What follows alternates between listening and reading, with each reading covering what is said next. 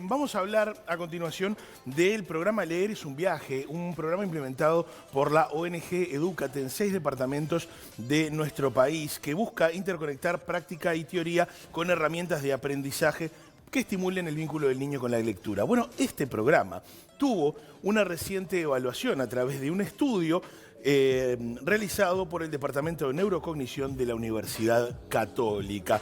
Y quien está aquí junto a nosotros es precisamente el psicólogo Ariel Cuadro, encargado de realizar este estudio de impacto sobre la lectura, los niños y la lectura. Cuadro, bienvenido a Buen Día Uruguay. ¿Cómo le va? Muchas gracias, muy bienvenido. Bueno, ¿qué observó? Porque aquí tenemos un título que refiere a una nota que publicó Búsqueda en el día de ayer, que dice: estudio comprueba altos niveles de dificultad lectora en niños de tercero y sexto de escuela y en primer año de liceo. Y me llamó la atención esa división entre los niños de tercero, sexto y el primer año de ciclo básico. Pero le pregunto, ¿cuáles fueron las primeras observaciones de este estudio de impacto? Sí, a ver, el estudio consistía básicamente en tratar de valorar el impacto que tenía el programa de Leer es un viaje, que suponía un trabajo a nivel con docentes y con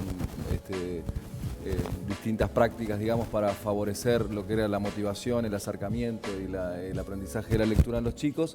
Entonces nosotros queríamos valorar, previo a la intervención, cómo eran los desempeños a nivel de lectura y a nivel motivacional, y luego de aplicado el programa, ver los resultados. Eso era un tiempo breve, eran 4 meses, y que teníamos, era un tiempo breve de intervención. O sea, esos programas en general requieren mucho más tiempo, pero bueno, queríamos saber si a los primeros 4 meses era lo que nos habían pedido, a ver qué tipo de impacto tenía. Entonces hicimos una evaluación previa y para eso también tomamos las escuelas en las que estaba interviniendo y un conjunto de chicos de otras escuelas con características similares, pero que no estaban interviniendo en el plan, para poder tener un elemento de comparación, lo que llamamos grupo control, digamos. Entonces, ¿qué encontramos en eso? Bueno, encontramos primero una primera evaluación que hicimos de la lectura, donde lo que observamos es ciertas dificultades, digamos, en lo que tiene que ver a veces con el acceso al lenguaje escrito, lo cual también es esperable, están en pleno proceso de aprendizaje, había distintas edades y normalmente se toman puntos de corte. Uno dice, bueno, tercero de primaria es un tiempo donde ya se empieza a ver cómo son los avances en lectura, en sexto ya se espera llegar a ciertos resultados, sexto y primero ya de secundaria, cómo se da un poco el pasaje a secundaria. Así que básicamente tomamos esa población de tercero a sexto de primaria y lo que hicimos fue valorar.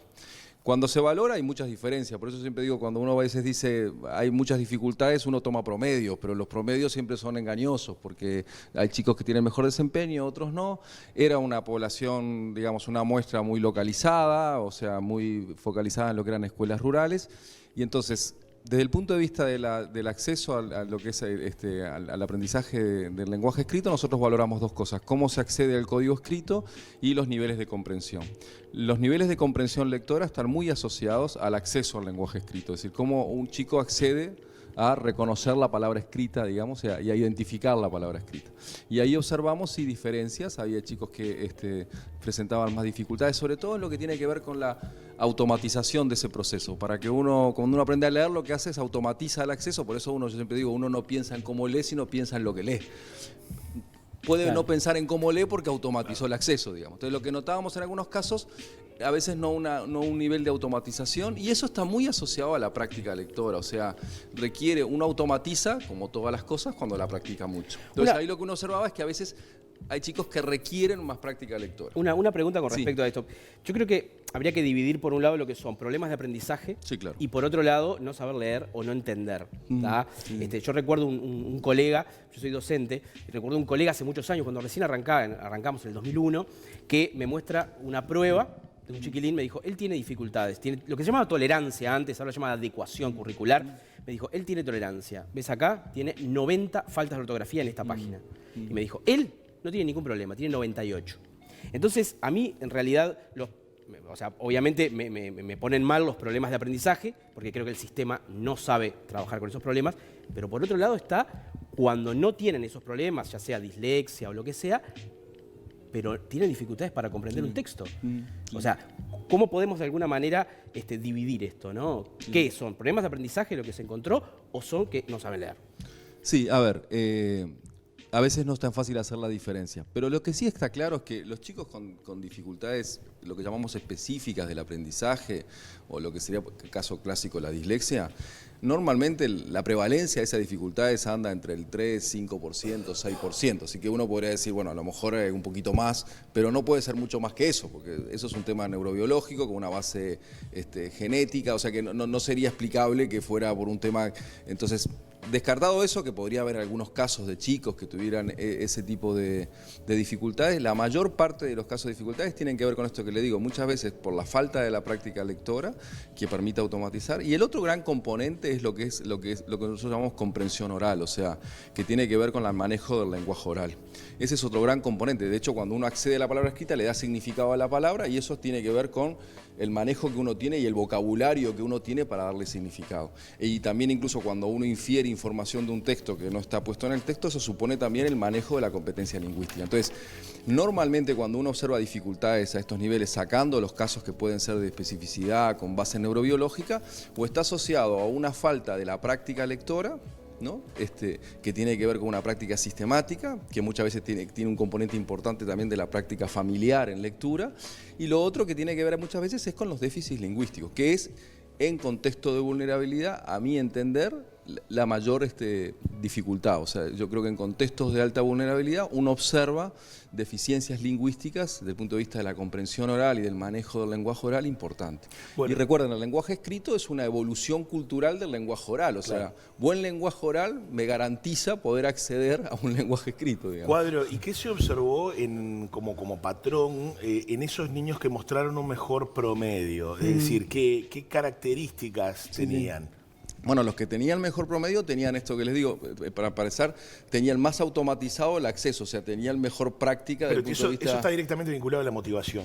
Claro, lo que pasa es que claro, uno tiende, a ver, yo siempre digo, la motivación, pues hay distintas formas de explicarla, pero a mí me ayuda mucho una que viene del modelo cognitivo-social, que dice básicamente que hay dos grandes componentes en la motivación. Uno está motivado a aquello que le dé valor o le dé significado y además tiene expectativa de que lo puede hacer. Entonces, yo no tengo duda que los chicos le dan valor y significado, las escuelas y demás, a lo que es la lectura y ponen mucho acento en ese tipo de cosas. Por otro lado, lo que tenemos que garantizar es que el chico tenga expectativa de que lo puede conseguir. Entonces, cuando los chicos pueden acceder al texto y pueden leer sin estar pensando en cómo leen, empiezan a disfrutar lo que leen, entonces tienen altos niveles de motivación. Cuando la práctica sistemática hace de que yo no pueda acceder bien al código escrito y acceder a la lectura, evidentemente eso empieza la desmotivación, que es lo que siempre tenemos que luchar, por ejemplo, con los disléxicos, que es que se motiven, porque bueno, ¿quién le gusta hacer lo que le cuesta? La pregunta, Cuadro, es, por ejemplo, un chico de hoy por hoy sexto de escuela o primero de liceo que presenta bajos niveles de comprensión lectora, ese panorama, porque estamos en un momento muy fermental y de absorber y adquirir conocimiento, ¿se puede revertir ese panorama? Sí, lo que pasa es que muchas veces requiere poner foco en ese tipo de cosas. O sea, si uno decir, bueno, yo tengo que garantizarme una buena comprensión lectora, hay dos componentes que son importantes, que acceda y que automatice el acceso al código y por otro lado tenga un vocabulario, un conocimiento previo y ciertas estrategias de comprensión lectora que me permitan y faciliten la comprensión lectora. Ahora, para eso requiere una enseñanza explícita. Yo siempre digo, el cerebro no sabe leer ni escribir, hay que enseñarle a leer y escribir. Y por lo tanto, cuando eso no se ha adquirido, hay que poner recursos y tiempo, sobre todo tiempo, y focalizar en eso para lograr ese acceso que después me permita así continuar con la formación en los estudios que uno aspira. Pero si no logramos eso, va a ser muy difícil continuar con lo siguiente, digamos. Claro, es una competencia básica, si vos no sabes leer y escribir, y se lee bien y se escribe bien. Y eso requiere tiempo y dedicación. Y lo que uno observa, que fue lo que yo creo que fue importantísimo en este proyecto, es que en 4 meses de intervención y demás empiezan a verse resultados y en ese sentido las maestras, el trabajo que fueron haciendo, acompañado por todo lo que fue el proyecto, sin duda muestra que empiezan a darse indicadores de que los chicos empiezan a tener resultados y sobre todo aquellos que estaban en situación más de riesgo empiezan también a mostrar mejoras en eso. Así que en ese sentido está claro que cuando uno focaliza, trabaja sobre esto, se empiezan a observar resultados y eso es una cosa que hay que ser optimista. Una cosa muy interesante que lo comentábamos antes, al principio del programa, tiene que ver con esto de los libros en formato físico, que los chiquilines de alguna manera se apropian del libro y trabajan con él mucho más cuando es físico que cuando es digital. ¿Y cómo se entiende esto cuando hablamos todo el tiempo que son nativos digitales, que a ellos les gusta más la pantalla que ¿cómo? Sí, a ver, eso todavía yo creo que hay mucha cosa seguramente hay distintas interpretaciones y demás. Yo algunas de así, de las que hemos estado hablando y viendo, digo, yo creo que a veces todavía, a ver, uno aprende a leer también mirando mucho el contexto en el que yo siempre digo el contexto familiar, las referencias que uno tiene, cuánto leen y demás, entonces en el mundo adulto y demás. Y en el mundo adulto yo creo que todavía la práctica de la lectura en el libro físico es mucho más potente que el digital, entonces la referencia del libro es al libro físico. Entonces yo creo que normalmente uno asocia el libro al libro físico y lo digital para leer otras cosas. Entonces en el fondo el libro es el libro. Lo digital se usa mucho y probablemente se lee mucho más desde lo digital que desde el libro físico. Pero se entiende que lo digital es para leer otras cosas, ¿no? Para hacer otras cosas, pero no necesariamente para leer libro. Entonces creo que eso hace de que cuando uno le pregunta a los chicos, los libros hagan mucho más referencia a lo físico y a tomar el libro como eso, y en cambio la lectura de lo digital sea para otras cosas, digamos, ¿no? En cuanto a la lectura, ¿se lee fundamentalmente para estudiar o se le da valoración también a leer como parte del ocio recreativo? Eso fue interesante. Los chicos en los primeros años, cuando había mayor motivación en lectura y sobre todo a lo que las maestras le decían de leer, tomaban mucho más en esa la indicación de las maestras. En los años más altos, ya en los últimos años de primaria, bajaba un poco el tema motivacional y ese me gusta leer. Y nosotros interpretamos mucho de que en los años siguientes se termina transformando la lectura en lo que hay que estudiar, digamos. Entonces ya empieza a pesar si lo que hay que estudiar me motiva o no me motiva, y no tanto si la lectura me es placentera o no me es placentera. O sea, quizás lo que sí hay que ver también de trabajar más es el fomento de esa lectura más gratificante, o que lo que se esté estudiando se vuelve a veces más gratificante. Entonces cuando ellos lo asocian el leer a estudiar, entonces ya ahí cambia la motivación, porque decir, bueno, pero no es por leer mismo, sino por estudiar, digamos, ¿no? Que se les vuelve a veces menos motivante, si se quiere.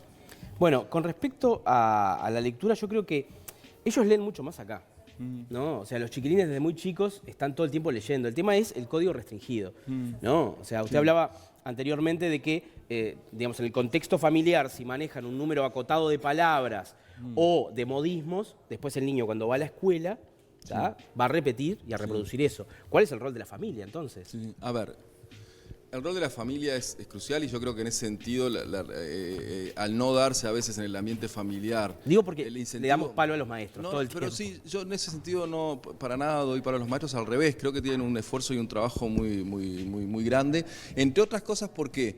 Porque ciertamente en determinados contextos sociales y también en otras etapas o en otros momentos, justamente ese componente de práctica lectora, de incentivo del lenguaje escrito, estaba muy dado en el ambiente familiar. Y los datos muestran que el contexto familiar y el contexto familiar alfabetizador es una de las variables que mejor explica los niveles de desempeño del lector.